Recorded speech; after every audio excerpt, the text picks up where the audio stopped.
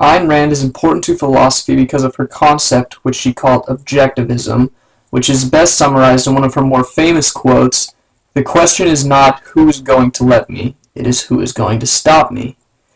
I want to preface anything I say with the fact that Ayn Rand lived in Russia during the Bolshevik Revolution and therefore had first-hand experience with communism and decided at a very early age that she did not like it. So she moved to America, and her objectivism is a perfect representation of her political beliefs. But basically what objectivism is that man is a heroic individual with his own happiness as his moral purpose. Now, an American politician named Gore Vidal said Ayn Rand's philosophy is nearly perfect in its immorality.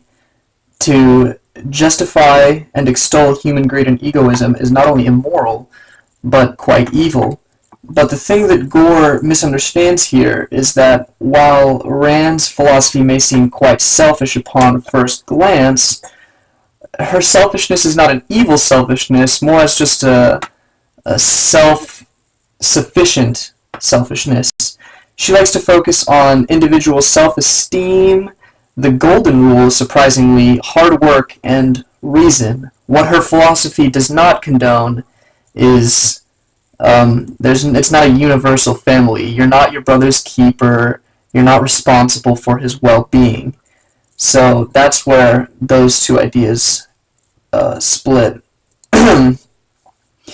So one of the more important things she says is that reason is the ultimate guide. Therefore, Rand denies all whimsical fantasy, including religion.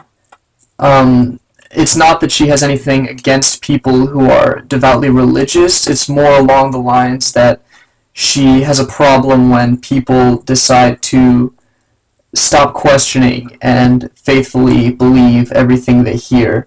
She believes that faith is dangerous because it overrules reasons, and no one decides to ask questions anymore.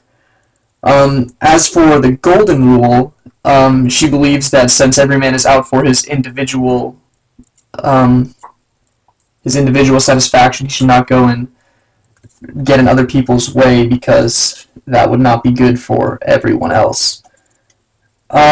She says some interesting things in general about self-esteem, which she ties in with sex by saying that when you use sex as a means to an end to achieve self-esteem, you're actually grossly misinterpreting what the true purpose of sex is.